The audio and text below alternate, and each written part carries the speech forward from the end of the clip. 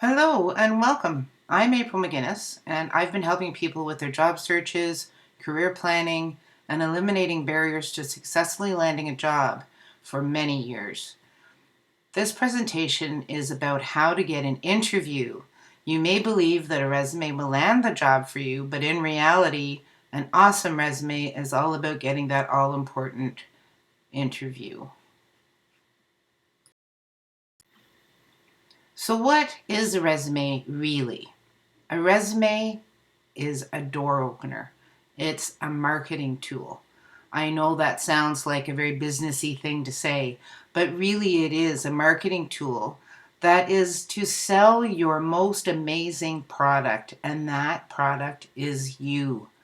The resume itself will not land the job. What it will do, though, is open the door to an interview, and it's the best way to sell your most amazing product. And again, you, your special talents, unique experiences, and education. So, really, what you want to do is develop an awesome resume that tells the story of you. And in order to tell that story, you have to start with the basics. Who are you? How will an employer reach you if they want to interview you? What makes you special or unique and sets you apart? Because in reality, you are special and unique, but employers don't know that until you show them how you are. And also, it will help you develop a killer elevator pitch, but we'll talk about elevator pitches a little bit later. You want to make sure you have a clear understanding of your accomplishments. And you have to be able to support those accomplishments with something measurable for employers to understand exactly what you're capable of.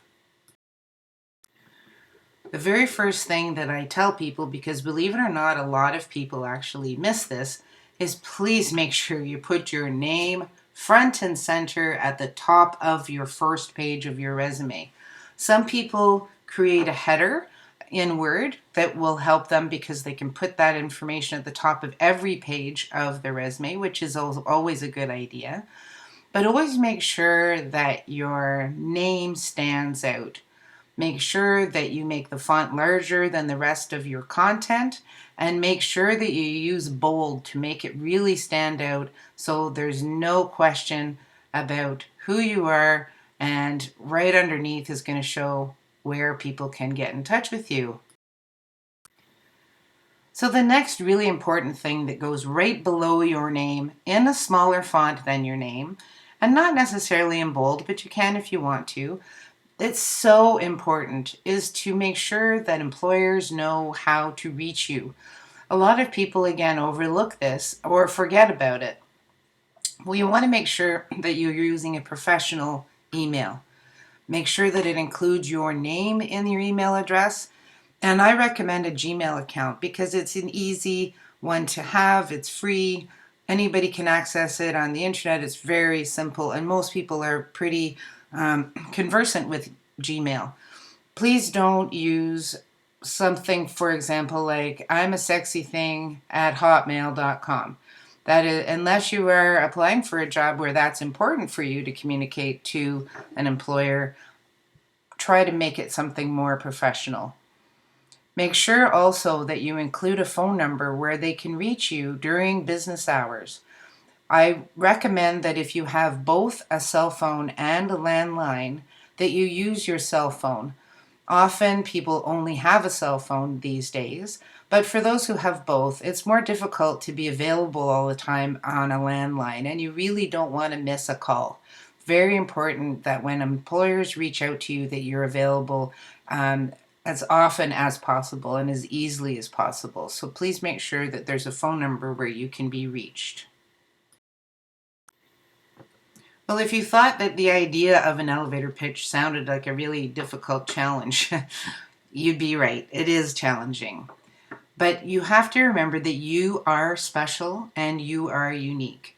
One of the hardest things to do, besides, for most people anyway, public speaking in front of a crowd, is to talk about themselves and to understand how to express their accomplishments and what does make them special and unique. So we will get a little bit more into elevator pitches, but basically what you want to do is you want to be able to show the employer exactly who you are, what you've done in the past, and how that might translate into what you can do for them in the future. Remember, it's all about what your skills, your abilities, and your experiences bring to the table that will benefit the employer. Imagine this. You want to work for a particular company or at a specific dream job, and you're getting on an elevator in a high rise building, whether an apartment or a business, only to look up and see someone there who you know works at the company that you want to work at. And this person has the ability to hire you or even just to recommend you. What can you tell them about yourself in the short time that it might take until one of you has to get off at the floor you want? Once you develop your CAR, PAR, or STAR statements for your resume, you will have everything you need to write a perfect elevator pitch. The key to the elevator pitch is to make it brief, but to make sure that it has a lot of impact. So it takes a long time to narrow it down and edit it and make it impactful, and also to ensure that you don't have to rush when you provide this pitch to the person that you're speaking to. It's an awesome way to incorporate in your cover letters as well why an employer would want to hire you. So this is a very important piece in job searching, in networking, in making applications to jobs. And I think that once you go through the process of understanding how to do the statements, outlining and quantifying your accomplishments, that you will find it much easier than you think. A great way to start is with PAR, STAR, or CAR statements. Now I know, what on earth are you talking about, April? And why on earth would I need these?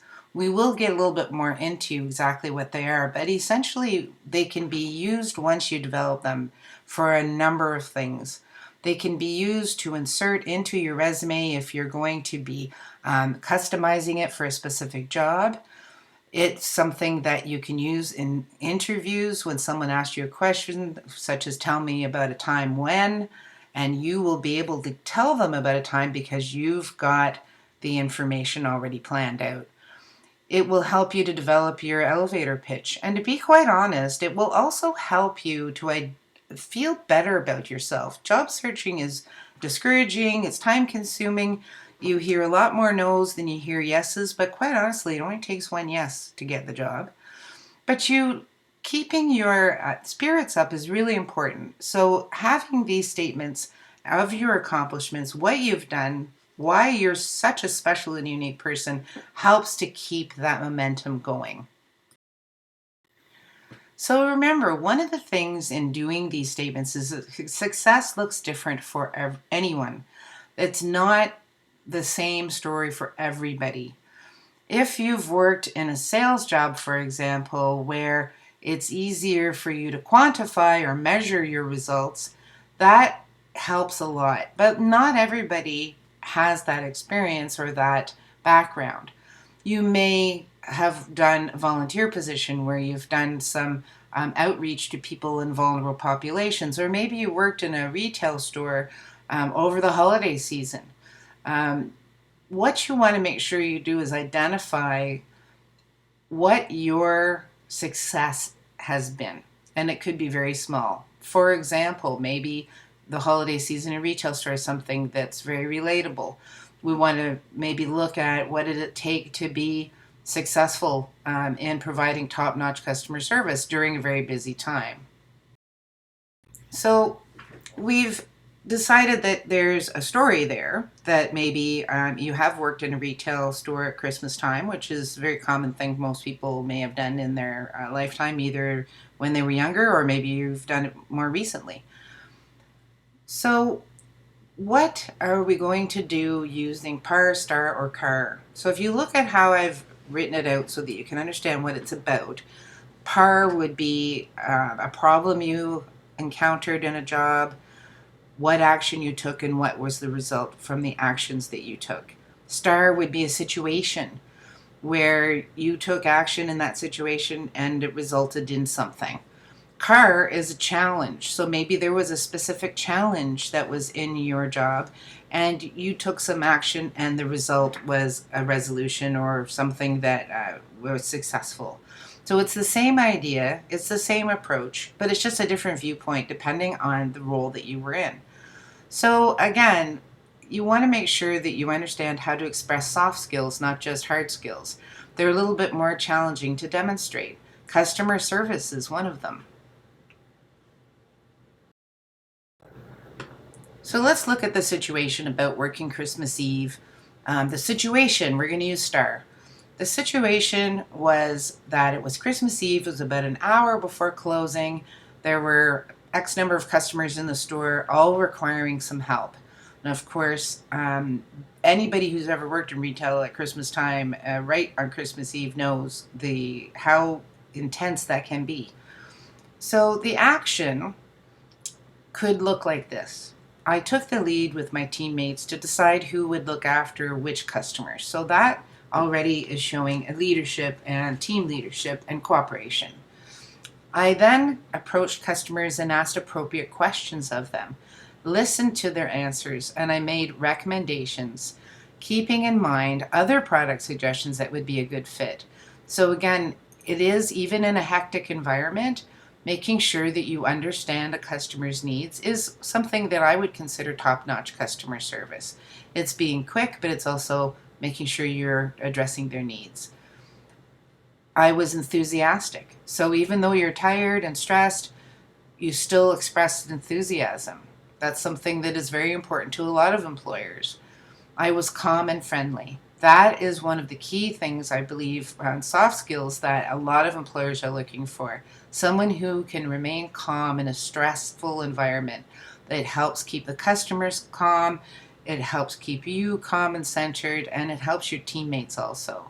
So maybe potentially the result of all that was that your sales numbers at the end of that shift showed that your sales were whatever number of dollars higher, and your upselling increased by 25%. So that's something that you can get at the end of the shift from the cash register or whatever you're using, the computer, because usually at the end of a retail sales day, there is a marketing report that is generated. So you can really measure how successful you were in dollars and cents. Maybe your result isn't measurable that easily, or maybe you can't get that information, but maybe you had customers who left with smiles on their faces, that you had somebody give you a compliment about how amazing your suggestions were, or maybe they came back after Christmas and talked to you and told you how amazing their gift was received that they bought for someone. So that's just an example, but this helps to understand why the star or car or par approach is so important.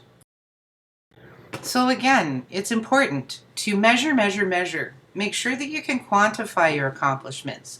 Quantifying your accomplishments or measuring your accomplishments, make sure that you give the full story, because it is about storytelling. But a story that stops halfway through is very unsatisfying. So the full story is where you can provide the reader of your resume the end result of what happened. It helps other people who don't know you to see what you are capable of and what you can do and how you might be able to contribute those successful things you've done in the past and the skills it took to do those to the job that you want to be hired for. Also, when you put information on a resume, it's really a claim. You're claiming that you have good customer service. And not to say that you're not honest. Of course you're honest. But it is a claim until you can turn it into a fact. When you provide measurable information that supports your claim that you're a top-notch customer service person, then you have a fact. And it's something that an employer will appreciate.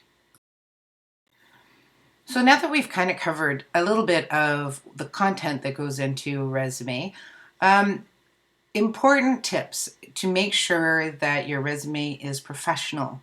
Use a 12-point font. Please don't use 8-point font to cram more information in. It's very difficult for people to read.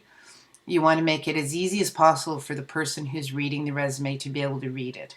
Use a plain font. There's a number of different ones out there that you can use, but please don't use anything fancy or very difficult on the eyes. Don't use color or unusual formats. Sometimes these various